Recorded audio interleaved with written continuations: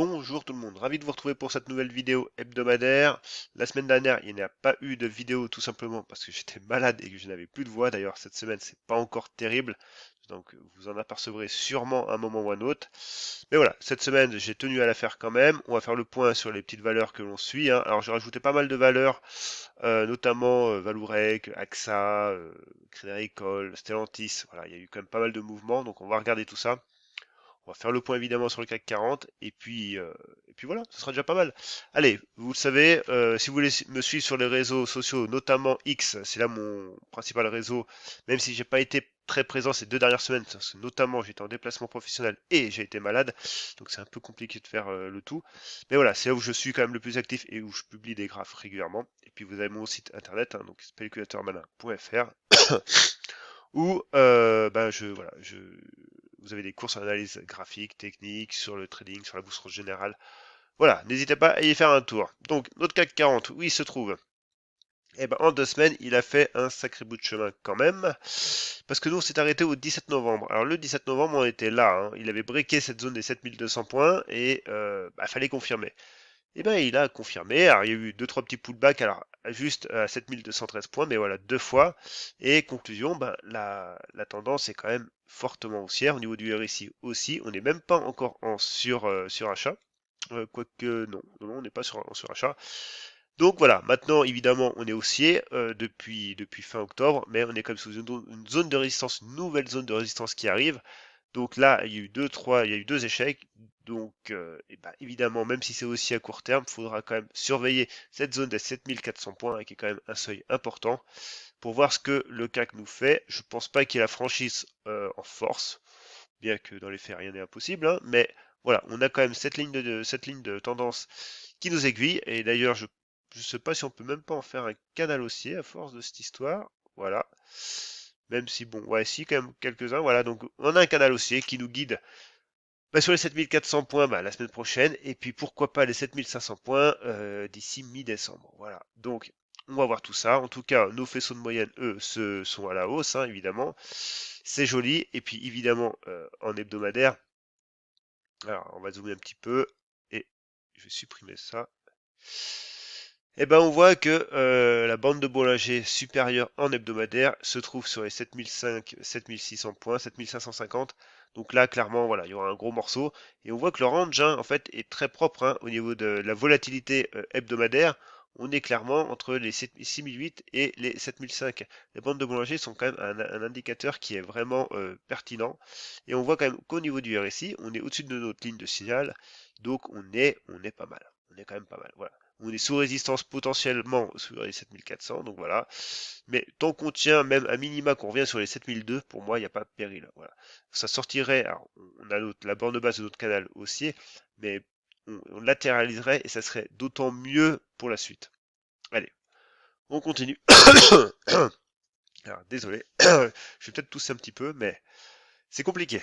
Cette toux, c'est compliqué depuis 15 jours. Alors, Oco Design Précision Médecine, eh ben, elle, pas grand-chose. Voilà, elle consolide, elle consolide. On est neutre, il n'y a pas de volume, donc déjà qu'il n'y a pas beaucoup de volume, mais les phases de hausse, c'était fait avec du volume. Donc là, on consolide à plat. Toujours les 2,15, 2,18 et les 2,20, 2,30 en, en pivot aussi. Voilà, et on a cette résistance oblique haussière qui sera notre premier signal. Allez, on continue rapidement. Genoway, on en parle quasiment chaque semaine. Elle est revenue tester hein, les 4,30, toujours. Ça fait pas. Vraiment, ce canal haussier, ce niveau des 4,30, si jamais un jour on arrive à le passer, la hausse, la cassure devrait être jolie, vraiment puissante, parce que voilà, on le tape vraiment. On revient sur les 4,10. Voilà, on s'est fait comme des petites frayeurs hein, début novembre, mais voilà, les 4,10, on revient. On a nos faisceaux toujours en moyenne. Les bandes de Bollinger, quand même, hein, même si elles s'orientent un peu à la hausse, on voit, hein, voilà, les 4 euros, 4,10, ça reste des niveaux importants. Donc on va voir, mais à moyen terme, c'est les 4,30 quand même qui prédominent toujours, hein. Alors aux immunos, là aux immunos, c'est pas top, hein. C'est clairement pas top. Je pense qu'elle va sortir d'ailleurs de ma shortlist sur le site, que j'ai remis à jour rapidement aujourd'hui. Voilà, mais il faudrait que je la remette à jour un peu plus en profondeur. Simplement, je n'ai pas eu trop le temps. Et du coup, alors nous on surveillait les 4,80, c'est plutôt la direction inverse qu'elle a pris parce qu'elle a cassé les 4,20 et surtout elle a cassé ce niveau des 4 euros qui aujourd'hui en tout cas, et même hier d'ailleurs, se transforme en résistance, hein. Changement de polarité, vous le savez, un support qu'on casse à la baisse bah, devient résistance quand on le teste de nouveau, hein. Et voilà, je vais changer ma petite fenêtre en même temps. Donc là, on est en plein dedans. Et ben, pour l'instant, c'est pas terrible, hein. D'ailleurs, le RSI vire à la baisse. Donc, clairement, lundi, soit on se reprend tout de suite et on réintègre ce canal, ce qui nous fera une fausse cassure. Mais en hebdomadaire, en tout cas, c'est quand même pas terrible du tout. Et ensuite, bah, ensuite, évidemment, on a cette mèche qui est monstrueuse. Donc, si on met les retracements de Fibonacci, bah, on voit que on a cassé les 61 et de toute manière, voilà, on était déjà un peu dedans. Mais les 76 8 sont à 3,75. Mais quoi qu'il arrive, là, les retracements ne sont pas pertinents. Simplement, voilà, le niveau et seuil psychologique des 4 euros est cassé et c'est pas une bonne chose pour la suite. Allez, on continue sur Adosia. Adosia, ben, mine de rien, il se passe pas grand chose non plus. Alors, voilà, elle nous a fait des cassures, elle nous fait des faux signaux, donc c'est un peu alambiqué pour elle. Donc, bon, dans les faits, soit on intègre la mèche et voilà, ça nous fait une zone de résistance un peu plus large, mais qui est pas super propre quand même. Donc, en tout cas, moi, ce que je préfère, c'est plutôt cette zone-là, hein, qui correspond au plus haut ici d'octobre, et voilà, deux tests ici, même trois, et avec la bande de Bollinger supérieure. Ah putain, à chaque fois, je cherche ma fenêtre. Attends, on va la mettre là. Voilà, alors, toc, toc, toc, et j'ai refait la même chose. Résistance, voilà. Donc, toujours, quand même une belle figure en triangle ascendant, hein. Cette figure, à un moment ou à un autre, elle va avoir une fin. Donc, soit on la transforme bah, en range. Alors déjà, on aurait un range ici, hein, qui correspondrait également un peu à la zone de la Bollinger inférieure. Donc, c'est pas mal.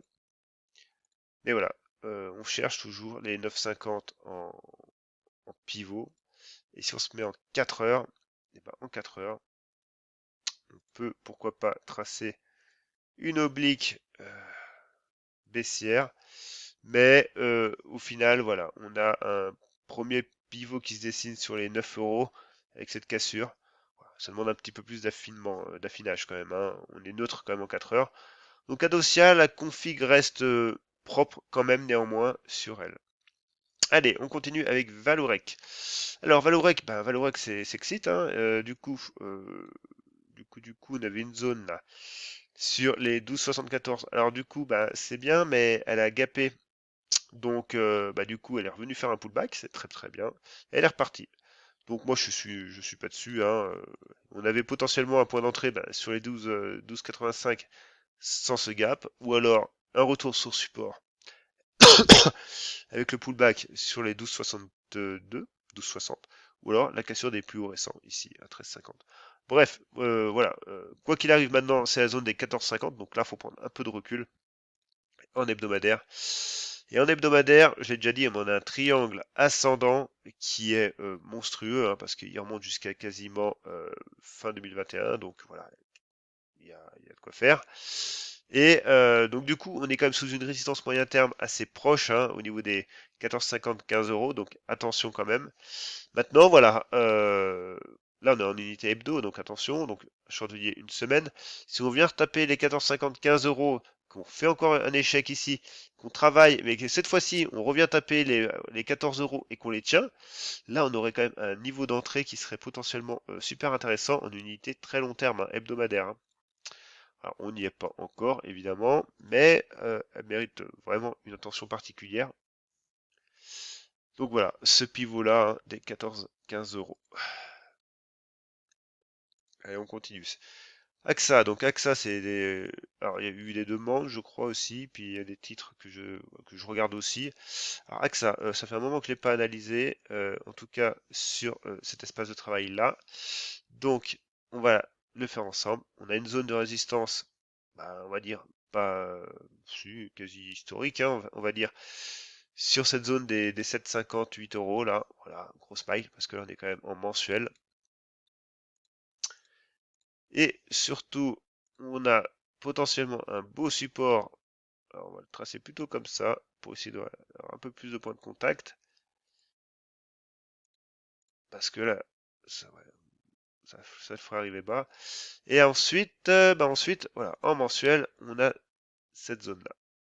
Voilà. Et là, on n'ira pas beaucoup plus loin en mensuel, parce que ça nous manque de précision. Donc, on va aller sur des unités plus courtes, entre guillemets. Alors, simplement, si on peut quand même tracer ce support oblique, voilà. Ce qui nous fait quand même un triangle symétrique. Donc, la dernière partie, normalement, est interdite. Après, vous pouvez simplement avoir ce support des 4,66, 5 euros avec ce support oblique.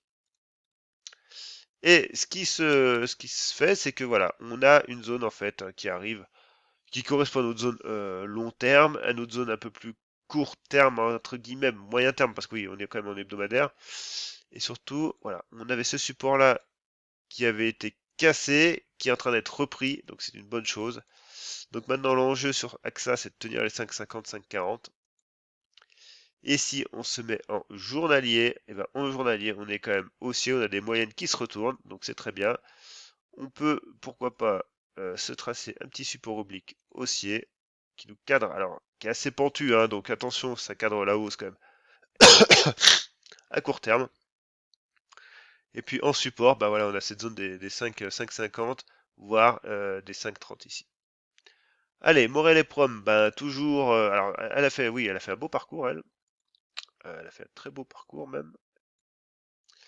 Là, cette fois-ci, elle consolide. Alors, elle consolide un petit peu pour moi, un petit peu au milieu de nulle part, mais bon, voilà.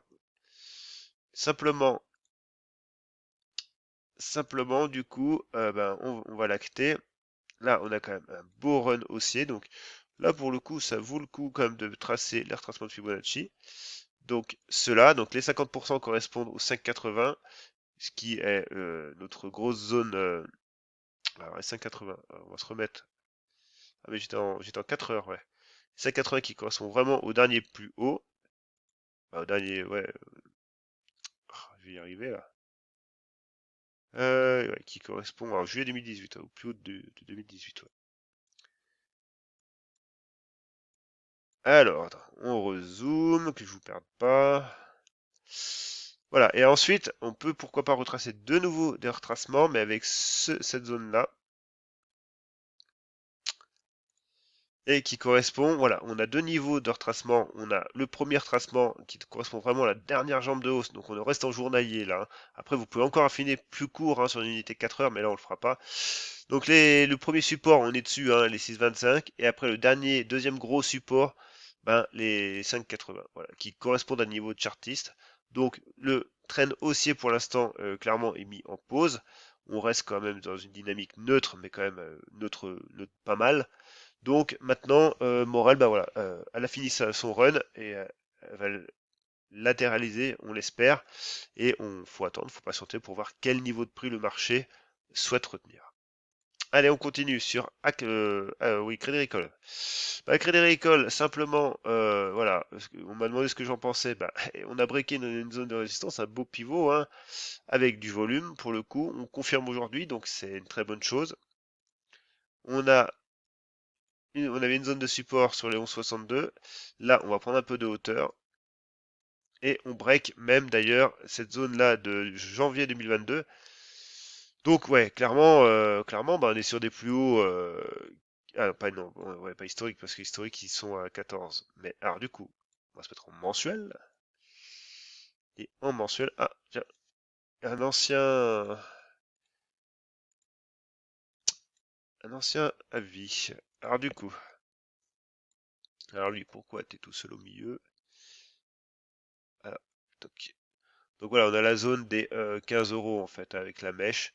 Bon là, on n'y est pas encore, hein, mais voilà, on a quand même potentiellement devant nous un boulevard pour Crédit Agricole. Allez, rapidement, Stellantis, c'est pareil, ça break aussi, hein, franchement, le rallye de fin d'année, on va dire ça. Donc ça break les 19 euros, bah c'est toujours pareil, à confirmer, mais là pour le coup, il n'y a pas spécialement une hausse des volumes. Ah, ouais, si, un petit peu quand même en journalier. Donc voilà, on voit quand même que l'impulsion a été faite. On avait une belle contraction derrière, hein. On voit bien la volatilité qui était ultra faible, donc ça c'est vraiment bien. Donc, merde, donc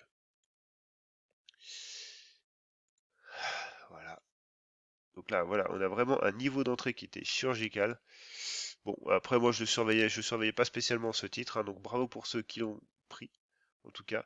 Mais voilà, on avait vraiment une volatilité minimale, donc une prise de risque minimale. Hein, vous pouvez mettre nos stops vraiment sous les 18,50, c'était vraiment top. Allez, on continue avec Calray. Calray qui est une demande. Ben, pas grand chose en soi. Pour moi, je veux dire, on a un gap. On est dans le gap, donc si on veut venir le reboucher, c'est les 25,50. Mais j'ai pas spécialement de niveau d'entrée à mettre, quoi. On voit quand même qu'on a une phase de retournement, c'est bien. Mais il m'en faut un peu plus quand même pour avoir un niveau d'entrée. Allez, Reworld Media. Alors, Reworld Media, c'est poussif. Alors, on avait eu un beau run, on a eu des résultats que le marché a sanctionné, pour le coup. Les 3,50 étaient à tenir, alors on les a cassés, on les a repris, on les a recassés, et là on les reprend un petit peu et on est en plein dedans. Ouais, c'est, voilà. Il est urgent d'attendre maintenant sur Reworld Media, simplement.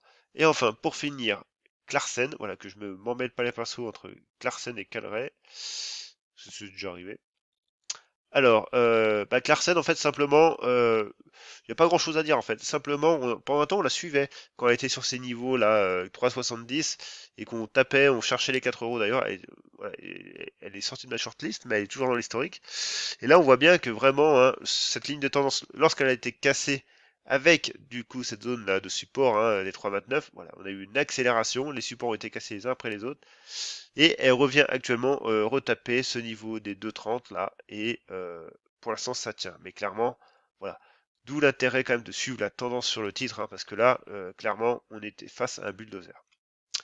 Voilà, c'est tout pour aujourd'hui. Moi, j'ai plus de voix de nouveau, donc n'hésitez pas à me mettre un petit pouce en l'air, ça me fera vraiment plaisir. Et puis ça montre à YouTube que la vidéo plaît, que je fais du contenu clair et pédagogue. Il n'y a pas de mystère. Et puis moi sur ce, je vous dis un très bon week-end. À plus.